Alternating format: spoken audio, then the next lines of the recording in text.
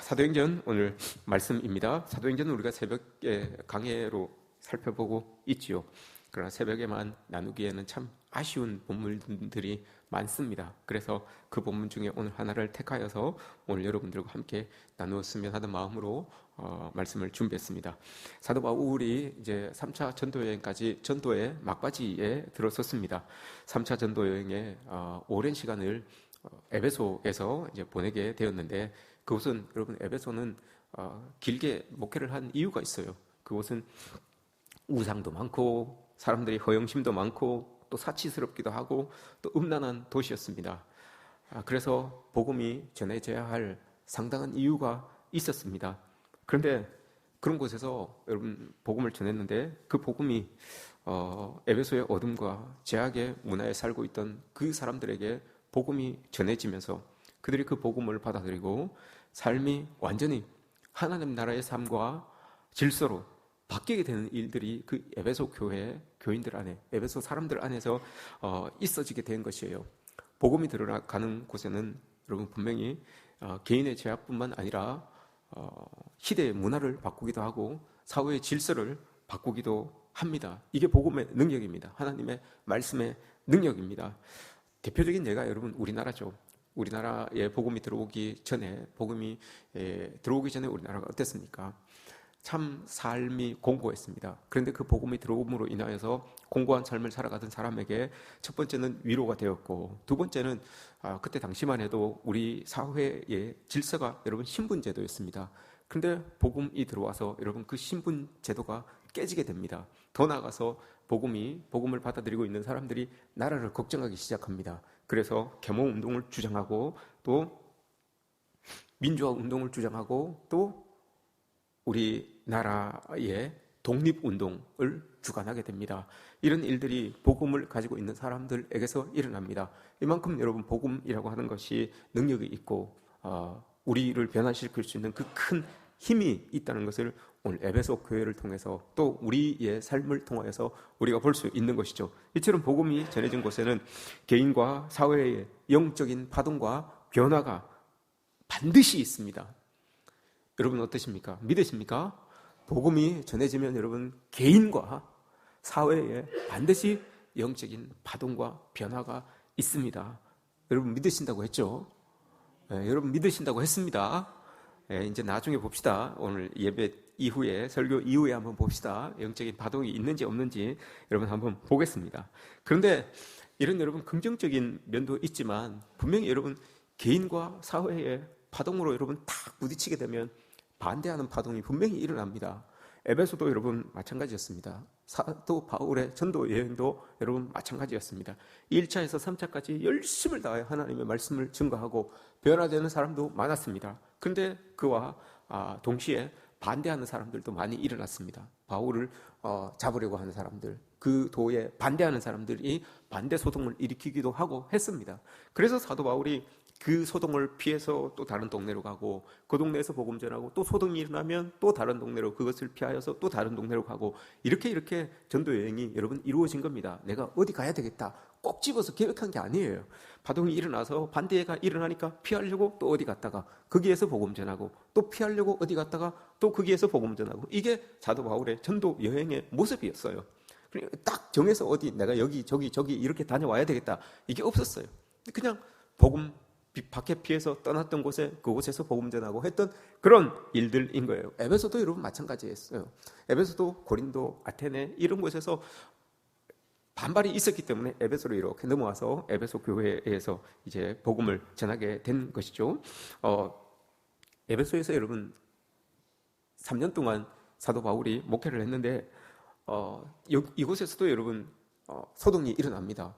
큰 안티 기독교 운동이 일어나요. 왜냐하면 에베소에 살고 있었던 많은 사람들이 변화되니까 또 많은 사람들이 그 변화되는 것에 반대를 합니다. 그래서 반대 세력이 일어나서 사도 바울을 향하여, 복음을 향하여 막 소리를 칩니다. 그래서 사도 바울이 더 이상 내가 여기에 머물렀다가는 우리 성도들에게 피해가 가겠다라고 생각이 들어서, 그 마음이 있어서 이제 자기를 파송해줬던 수리아 안디옥 교회로 가려고 결심을 합니다. 마음을 먹습니다. 내가 이제 안디옥 교회로 돌아가야지라고 하는 마음을 먹습니다. 그래서 오늘 우리가 읽은 본문은 이게 에베소 교인들을 향하여서 마지막으로 설교한 거예요. 에베소 교인들을 향하여서 마지막으로 또 이 모여서 기도를 하고 설교를 한 것, 이게 오늘 본문입니다. 드로아에 모여서 이제 에베소 교인들을 불러 모으고 또 자기가 가고 싶었던 그 수리아 안디옥을 고대하면서 마지막 여기에서 이제 떠나면 수리아 안디옥으로 갈 수 있는 그곳이 드로아라고 하는 곳이에요. 드로아라고 하는 그곳에서 다 모여가지고 이제 마지막 인사를 하는 거예요. 마지막 인사를 하며 예배를 드리며 이제 하나님 자기를 파송했던 그곳으로 돌아가려고 하는 것이죠. 드로아에서 오늘 있었던 사건이 이제 벌어집니다. 어떤 일들이 있었던가 하면 7절 말씀 보시면 우리가 읽었던 본문에 그 주간의 첫날에라고 이렇게 이야기를 하죠. 그 주간의 첫날에 유대 달력으로 여러분 하루의 시작은 해질 때예요. 해질 때부터 해질 때까지 이게 하루잖아요. 그래서 창세기에도 보시면 여러분 하나님께서 천지를 다 창조하시고 창조하실 때마다 저녁이 되고 아침이 되니 이는 첫째 날이라, 저녁이 되고 아침이 되니 이는 둘째 날이라, 이렇게 이야기를 하잖아요. 저녁이 되고 아침이 되니 이게 유대의 개념이에요. 유대의 관념이에요. 그래서 저녁부터 하루가 시작되어서 그 다음날 저녁까지가 하루를 치는 거예요. 요게 이제 그 주간의 첫날이라고 하는 의미입니다. 근데 드로아 성도들의 삶의 중심이 여러분 그 주간의 첫날에 요게 있는 거예요. 그 주간의 첫날. 그냥 그 주간의 첫날이라고 하는 것은 주의 시작을 이야기하는 거, 그 의미를 넘어서요, 여러분. 그 주간의 첫날에 여러분 이 사람들이 뭐 했다고요? 모여서 예배를 드렸다는 거예요. 그 주간의 첫날, 이게 주일인 거예요, 이 사람들에게는. 그 주간의 첫날에 모여서 예배를 드리고 그 주간을 살아가는 거예요. 예배를 딱 드리면서 받았던 그 힘 가지고, 그 능력 가지고 일주일을 살아가는 거예요. 이게 그 주간의 첫날에라고 하는 의미예요. 그 주간의 첫날에 모여서 예배를 드리고 예배로 받은 그 힘을 가지고 일주일을 살아간다라고 하는 그 의미가 담겨져 있는 거예요. 삶의 원동력이 여기에서 나오는 거예요. 삶을 살아가는 지혜와 모든 힘이 바로 여기에서 나오는 거예요. 그래서 드로아 성도들은 예배가 저들의 삶의 중심이구나, 주일이 예배드리는 것이 저 사람들의 삶의 중심이구나 라고 하는 것, 이걸 여러분 그 주간의 첫날에라고 하는 이 말이 담고 있는 의미예요. 삶의 중심이다, 그 사람들의 삶의 중심이 예배다라고 하는 것을 확신시켜주는, 확인시켜주는 표현이 바로 그 말인 거예요.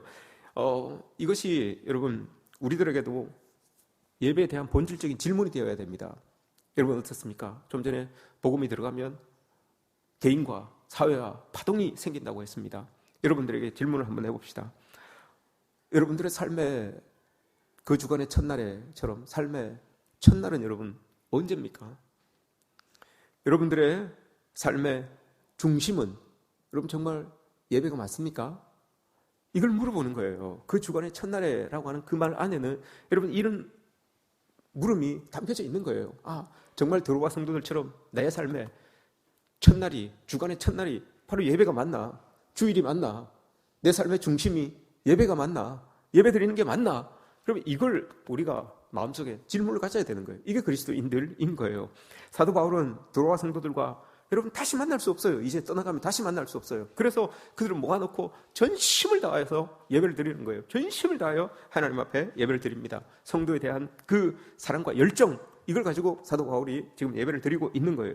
설교자의 열정과 진실함이 있고 또 말씀을 사모하는 그 모여있는 성도들의 그 진실함과 그 하나님을 향한 뜨거움, 이걸 가지고 모여서 하나님 앞에 예배를 드리고 있어요.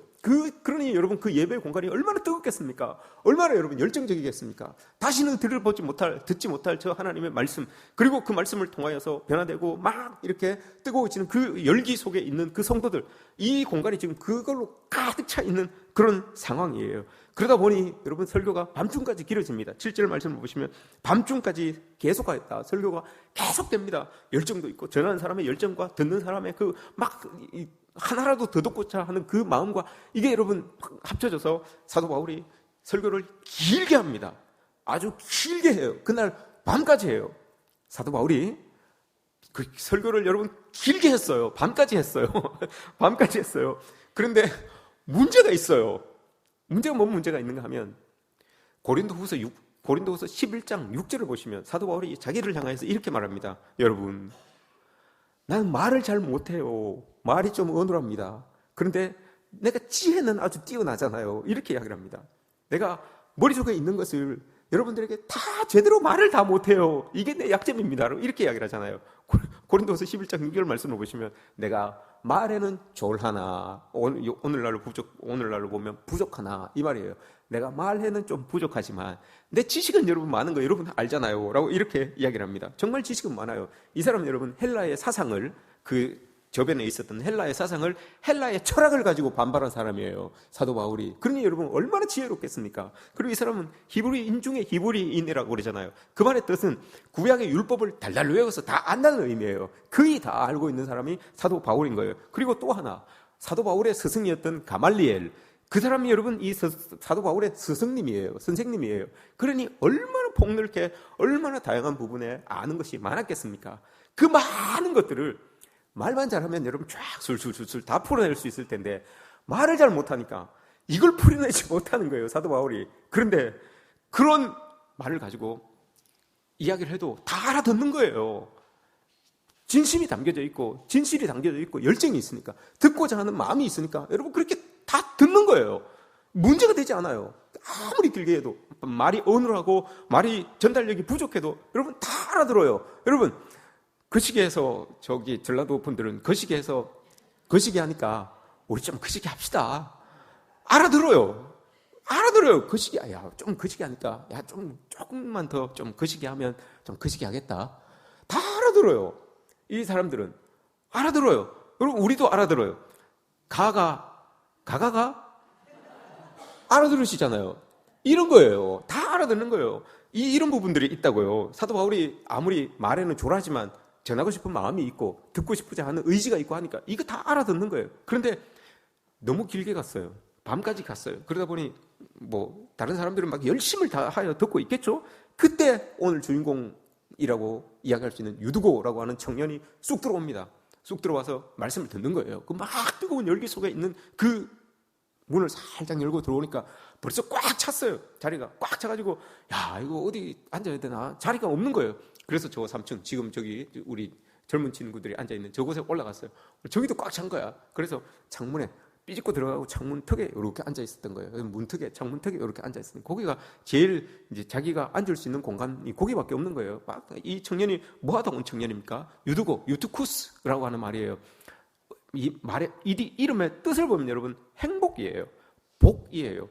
이름의 뜻이 행복, 복이에요. 그런데 유두고라고 하는 이 이름을 가지고 있는 사람들의 직업군을 보면, 당시에 직업군을 보면 이게 좀 뭐라고 이야기해야 되나요? 종이에요. 노예예요. 유두쿠스라고 하는 그 이름을 가지고 있는 사람들의 직업군을 보면 종이나 노예예요. 오늘날로 치면 옛날 말로 치면 돌쇠, 마당새 이 정도 되는 거예요. 근데 오늘날로 치면, 여러분 제가 이거 비하하는 게 아닙니다. 직장인이라고 할 수 있어요. 직장인.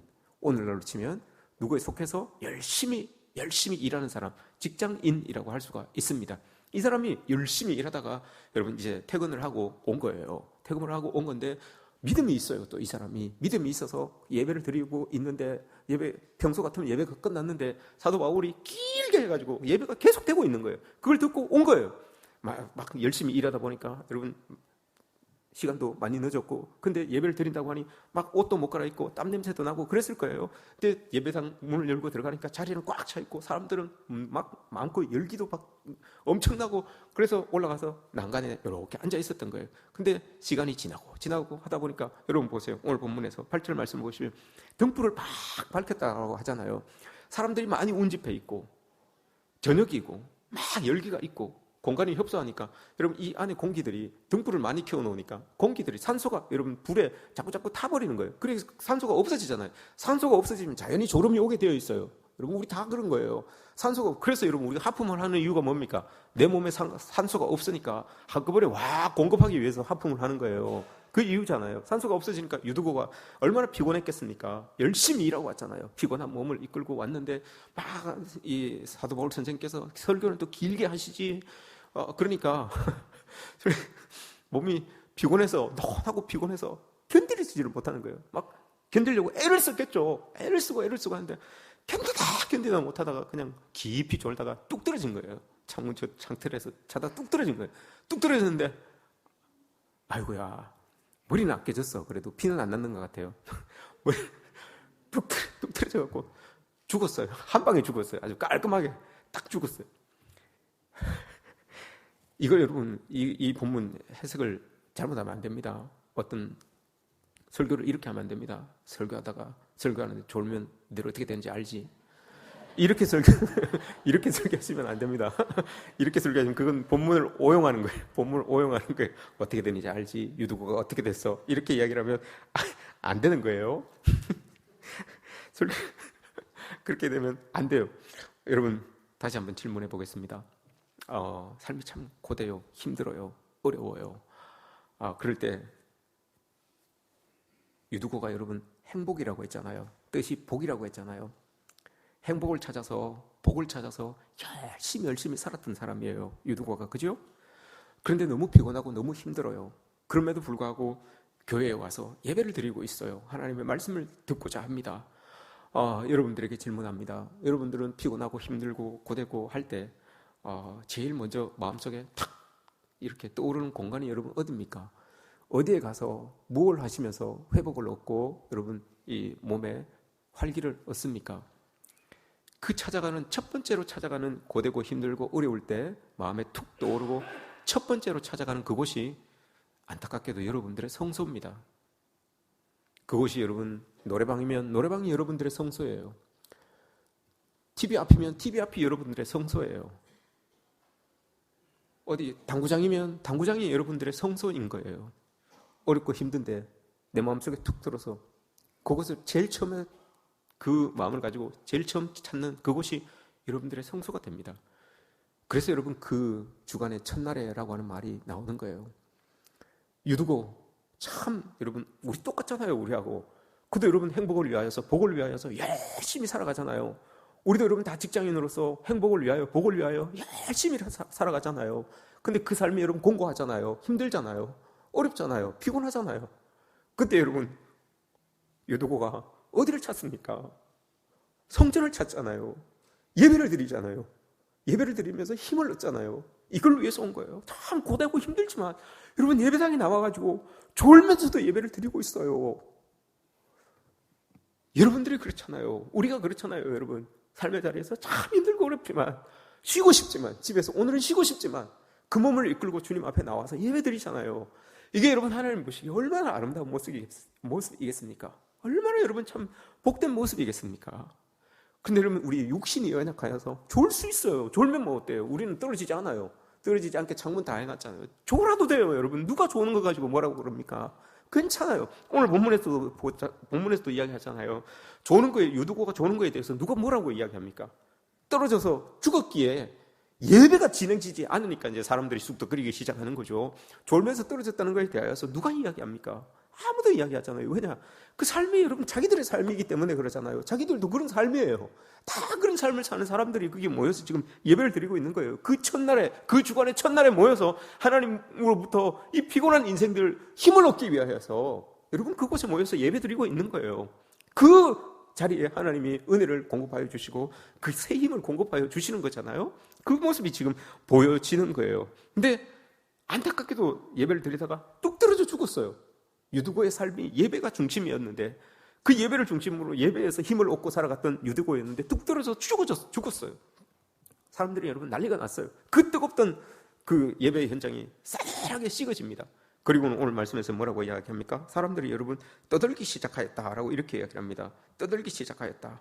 이 사람들이 막 유두고가 죽고 나니까 뚝 떨어져서 죽었다라고 하니까 사람들이 이야기합니다.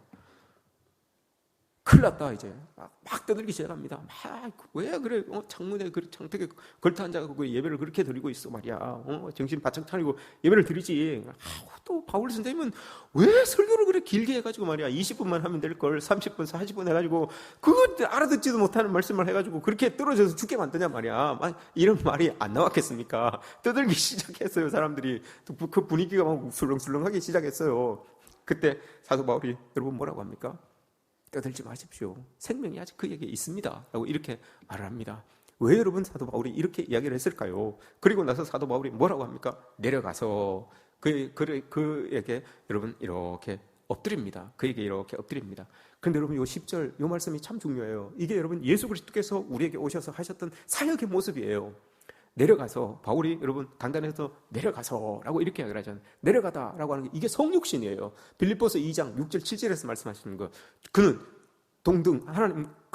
하나님과 동등됨을 취하지 아니하시고 오히려 자기를 비워 종의 형체를 가져 사람과 같이 되셨으니, 이게 여러분 여기에서 내려가서라고 하는 말이에요. 인카이네이션이라고 하는 말이에요. 이게 예수 그리스도의 사역이에요. 예수님께서 그 보호자에서 내려오셔서 사도 바울이 예수님의 사역을 그대로 하고 있는 거예요. 내려와서 엎었다라고 이렇게 하잖아요. 엎드려라고 이렇게 이야기를 하잖아요. 요 엎드리다라는 말은 출애굽기 25장, 출애굽기 37장에 나오는 말이에요. 엎드려. 이 말은 덮다라고 하는 말이에요. 덮다라는 말, 이게 어디에 나오는가 하면 출애굽기 25장에 또 출애굽기 37장에 시은좌라는 게 나와요. 시은좌. 이게 뭔가 하면 여러분 지성소 제일 안쪽에 들어가는 법궤가 있잖아요. 법궤가 딱 있는데 법궤 뚜껑에 천사가 양날개를 쫙 펴고 이렇게 마주대고 그걸 딱 지키고 있어요. 그게 뚜껑이에요. 뚜껑. 그게 홈이 하나 있는데 그게 어린 양의 피를 쫙 부어요. 그럼 어린 양의 피를 부어서 우리가 죄 용서함을 받는다, 은혜를 받는다라고 해서 시은좌, 은혜를 받는 자리라고 합니다. 그 시은좌를 뚜껑 삼아서 뚝 덮고 있는 거, 그게 법궤예요. 그게 덮다라고 하는 의미예요. 덮다라고 하는 말에 동사가 덮다라는 것이고 명사가 여러분 뚜껑이라는 거예요. 그 뚜껑이 어디에 있는가 하면 그 출애굽기 37장에 나오는 시은좌, 법궤의 뚜껑, 이걸 이야기하는 거예요. 덮는 거예요. 어린 양의 보혈이 그 뚜껑에 착 담겨져 있어서 모든 죄를 사하시고 은혜를 부으시는 공간, 이게 시은좌예요. 그게 여러분 여기에서 이야기하고 있는 사도 바울이 내려가서 엎드려라고 하는 말이에요. 뚜껑, 덮었다라고 하는 그 말이에요. 예수님께서 우리에게 하셨던 그 사역을 그대로 지금 사도 바울이 보여주고 있는 거예요. 왜 여러분 사도 바울이 이렇게 하셨는가 하면, 사도 바울은 사람이 죽은 거에 대하여서 보다도 예배가 딱 거쳐지는 거에 대하여서 여러분 너무 마음이 아팠던 거예요. 왜냐? 예배를 통해서 인간은 여러분 하나님 앞에 예배를 올려드릴 수 있는 그런 존재로 창조된 사람들입니다. 그리고 그 예배를 통하여서만 하나님의 힘을 얻을 수 있고 능력을 얻을 수 있어요. 그리고 인간이 하나님 앞에 영광을 올려드릴 수 있는 공간이 바로 그 예배의 공간이에요. 예배가 딱 중단된다라고 하는 것은 하나님의 영광을 올려드리지 못하고 하나님의 은혜를 받지 못하고 그렇게 된다는 거예요. 그것 때문에 사도 바울이 지금 내려가서 엎드려 그에게 하나님의 은혜를, 예수 그리스도께서 하셨던 그 은혜의 행동을 그대로 하는 거예요. 우리도 마찬가지입니다, 여러분.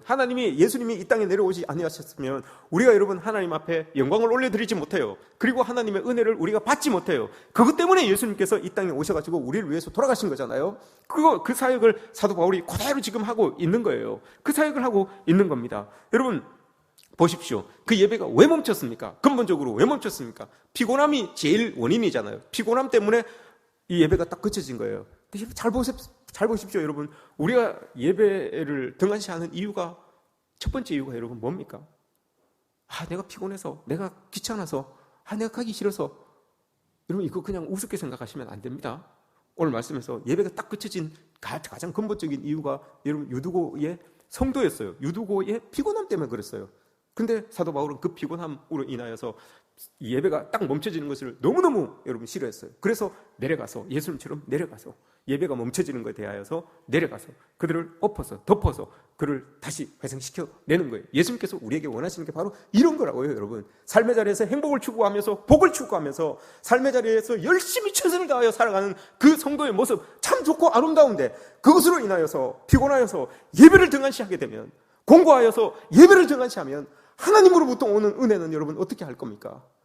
하나님으로부터 공급받는 그 힘은 여러분 우리가 어떻게 해야 되는 겁니까? 우리가 세상의 행복을 쫓아서, 나의 행복을 쫓아서, 복을 쫓아서 그렇게 열심히 살아가는데, 그것으로 인하여 생겨진 이 피곤함으로 인하여 예배가 중단이 된다면, 그 공고함으로 인하여 예배가 중단이 된다면, 여러분 하나님으로부터 오는 그 은혜는 여러분 어떻게 살 겁니까? 그 은혜 없이, 그 하나님의 공급하시는 힘 없이 여러분 우리가 어떻게 삽니까? 피곤이라고 하는 단어가 여러분 성경에서 많이 쓰입니다. 피프티라고 하는 말입니다. 피프티라고 하는 말인데 이게 파멸이에요. 종말이에요, 여러분. 왜 여러분 피곤이라고 하는 말을 파멸이라는 말과 종말이라는 말을 쓸까요? 피곤이라고 하는 말, 우리가 피곤하여서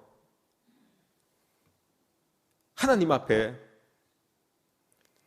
우리에게 여러분 제한적인 위로를 주는, 그 제한적인 우리에게 행복을 주는, 회복을 주는 그것을 찾는 것, 그렇게 여러분 우리를 방치해 두면 우리가 정말 파멸을 당할 수 있다는 거예요. 우리가 정말 종말을, 우리의 영혼이 종말을 당할 수 있다는 거예요. 그래서 여러분 피곤이라고 하는 말이 피프티, 종말, 파멸이라고 하는 말이에요. 우리가 제한적으로 우리에게 예배 말고 여러분 내가 피곤할 때 가는 그곳에서 얻는 그 기쁨, 그 즐거움, 그것을 여러분 그건 제한적이에요. 제한적으로 우리에게 주는 그것에 다 우리를 자꾸 노출시키고 예배를 여러분 등한시하게 되면 결국은 여러분 우리의 영혼이 파멸된다는 거예요. 결국은 여러분 우리 영혼이 종말로 치달게 된다는 것을 말씀하는 거예요. 그래서 여러분 피프티라고 하는 말을 피곤이라고 하는 말로 쓰는 거예요. 요한 3서 1장 2절에서 여러분 뭐라고 합니까? 내 영혼이 잘됨 같이 범사가 잘되고 강건하기를 내가 강구하노라라고 이렇게 이야기합니다. 내 영혼이 잘됨 같이, 영혼이 잘되면 여러분 범사도 잘되고 강건해지는 일이 따라온다는 거예요. 그런데 영혼이 안 되면 어떻게 되는 겁니까? 아무리 잘 되는 인생도 영혼이 잘 안 되면 그 인생도 멈춰지게 된다는 게 그 말의 의미예요. 내 영혼이 잘됨 같이라고 이렇게 이야기를 하잖아요. 근데 3절 4절을 보시면 영혼이 잘되는 방법이 있어요. 영혼이 잘되면 같이, 영혼이 잘되면 너 범사도 잘되고 모든 일들이 잘 형통하게 된다라고 하면서 말씀하시는데 3절 4절에서 영혼이 잘되는 방법이 뭐냐고 이야기를 합니다. 그게 뭡니까 여러분? 진리를 행할 때 네 영혼이 잘된다라고 합니다. 진리를 행한다는 말이 여러분 뭡니까? 하나님의 말씀 붙들고 예배하면서 하나님의 사람답게 하나님 앞에 선다는 거, 그거 아닙니까? 거기에서 왜냐? 거기에서 하나님의 은혜를 받고 하나님의 힘을 받으니까 영혼이 잘 될 수밖에 없죠. 그러니 그 영혼 가지고 세상을 살면 여러분 그 세상도 잘 될 수밖에 없는 거죠. 그렇게 이 말씀이 연결되는 것 아닙니까? 사도 바울이 그걸 원하고 이야기하고 있는 거예요. 사람들이 막 떠들기 시작합니다. 뚝 떨어져서 죽었다니까 막 떠들기 시작해요. 사도 바울 조금만 더 좀 그렇게 했으면 좋겠는데, 좋았을 텐데 라고 합니다. 근데 사도 바울이 내려가서 딱 살아납니다. 그가 딱 살아나요. 오늘 12절 말씀에서 여러분 뭐라고 합니까? 12절 말씀에서 살아난 그를, 사람들이 살아난 청년을 데리고 가서 적지 않게 위로를 받았더라 라고 이렇게 이야기합니다. 적지 않게 위로를 받았더라. 이게 무슨 뜻이라고 했습니까? 새벽 기도 때 제가 말씀드렸죠. 적지 않게 위로를 받았더라. 이게 무슨 말입니까 여러분? 눈물을 걸성걸성 하면서 어깨를 톡톡톡톡 두드려주는 거예요. 이게 여러분 적지 않게 위로를 받았다라고 하는 뜻이에요. 적지 않게 위로. 사람은 저 사람이 살아났는데 내가 눈물이 걸성걸성 하면서 여러분 어깨를 톡톡톡톡 다들어주면서 내가 은혜를 받는 거예요. 왜 그럴까요 여러분? 이게 예배의 모습이에요 여러분. 예배는 이런 거예요. 하나님으로부터 주시는 은혜가 우리에게 내려오고 우리는 서로를 향하여서 적지 않게 위로를 받는 거, 이게 예배예요 여러분. 하늘로부터 공급되는 은혜가 우리에게 있으면 우리 서로에게 여러분 서로를 바라보면서 적지 않게 위로를 받는 거예요. 톡톡톡톡 어깨를 두드리면서 다독여주면서 눈물을 글썽글썽 하면서 위로를 받는 거예요. 왜 여러분 이게 위로를 받는 거예요? 그 사람이 이해가 되는 거예요 여러분. 유두고가 이해가 되는 거예요. 그전에는 몰랐는데 다 같이 그렇게 열심히 행복을 추구하면서 열심히 살면서도 그 사람이 이해가 안 됐어요. 그 사람의 처지가, 형편이 여러분 내 마음에 와닿지 않았어요. 그런데 이 일이 있고 난 이후에 은혜를 받고 나니까, 이 사도 바울이 고쳐주는 과정 속에서 은혜를 받았겠죠. 은혜를 받고 나니까 저 사람의 형편과 처지와 모든 상황이 이해가 되는 거예요. 나하고 똑같네. 나도 저랬었는데 내가 저 사람을 이해를 못했네. 그러면서 여러분 눈물을 걸성걸성 하면서 어깨를 툭툭 두드려주는 거예요. 이해를 하는 거예요. 그 사람 이해하는 거예요. 그 사람 마음과 그 사람 형편과 그 사람 처지와 놓인 상황을 여러분 다 이해를 하는 거예요. 그래서 그걸 이해하고 나니까 여러분 눈물이 걸성걸성 하게 되는 거예요. 아이고 저렇게 어렵구나, 힘들었구나, 아이고 마음에 저런 짐이 있었구나. 그러면서 여러분 이해를 해주는 거예요. 그리고 어깨를 톡톡톡톡 두드려주는 거예요. 그래 힘들었지, 어려웠지, 그래 우리 하나님 나에게 힘주고 능력 주시니 우리 열심히 한번 또 해보자, 이렇게 여러분 하는 것 아닙니까? 이게 예배의 모습이에요. 하늘로부터는 은혜가 주어지고 그 은혜를 받은 사람들은 서로에게서 적지 않게 위로를 받는 거, 이게 예배의 모습입니다. 유두고를 통하여서 유두고가 여러분 그렇게 열심히 살다가 예배당에 와서 원하는 게 그거였어요. 하나님으로부터는 은혜를 받고 서로에게는 적지 않게 위로를 받고, 이걸 원했던 거잖아요. 결국 그렇게 되잖아요. 그럼 그렇게 돼서 정말 유두고의 삶이 예배가 중심이었고 주일이 이 사람의 그 주간의 첫날이 맞았구나라는 것을 우리가 볼 수 있게 되잖아요. 여러분 우리도 마찬가지입니다. 예배를 통하여서 얻으시는 그 힘 가지고 우리는 일주일을 사는 겁니다. 그래서 그 주간의 첫날, 이게 우리가 되는 거예요. 왜 그 주간의 첫날이 중요합니까? 지금도 안식교, 제7일 안식교는 여러분 안식일 날 예배를 드리잖아요. 안식일 날, 토요일 날 예배를 드리잖아요. 그게 여러분 제7일 안식교예요. 제7일 안식교. 그 왜 그렇습니까? 우리는 그 주간의 첫날에 예배를 드리는 이유가 뭡니까? 예수님께서 부활하신 날이잖아요. 그래서 우리는 주일 날 예배를 드리는 거예요. 안식교가 왜 이단인가 하면 아직도 토요일 날 예배를 드리는데 주일이 왜 아직도 주일을 지키지 않는가 하면 예수님께서 부활하신 것을 믿지 않기 때문에 그런 거예요. 그래서 토요일 날 안식일 날 예배를 드리고 있는 거예요. 그러니 그 사람들은 이단이 맞는 거예요. 예수 그리스도의 부활을 인정하지 않으니까요. 부활하신 예수님께서 여러분 우리에게 오셔서 이 주간의 첫날 우리에게 은혜를 주시고 그 은혜를 가지고 여러분 우리는 삶의 자리로 돌아갈 것이고, 또 함께 예배드린 우리 모두 서로가 여러분 적지 않게 위로를 받는 그런 은혜가 여러분 우리 모두에게 있는 거죠. 이게 여러분 예배 모습인 거예요. 여러분 제가 초대 말씀드렸죠. 하나님의 말씀은, 복음은 개인과 사회에 파동을 일으킨다고 했습니다. 여러분 믿는다고 했습니다. 그 파동이 여러분 뭡니까? 오늘 말씀이 이거예요. 여러분 적지 않게 위로를 받는 거예요. 그 파동이 서로에게서 적지 않게 위로를 받는 거예요. 그 사람이 이해되고 그 사람을 품어줄 수 있고 다독여줄 수 있고, 이게 예배인 거예요. 하늘로부터 은혜가 오니까요. 여러분 삶에 이런 일이 있어지기를 축복합니다. 그 주간의 첫날, 이것이 여러분들의 삶의 중심이 되기를 축복합니다.